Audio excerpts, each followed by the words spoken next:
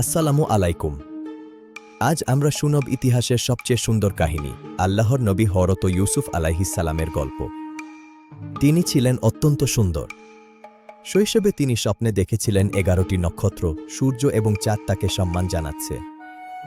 কিন্তু তার এই বিশেষ মর্যাদা দেখে তার ভাইয়েরা ঈর্ষান্বিত হয়ে পড়ে এবং তাকে সরিয়ে দেওয়ার পরিকল্পনা করে।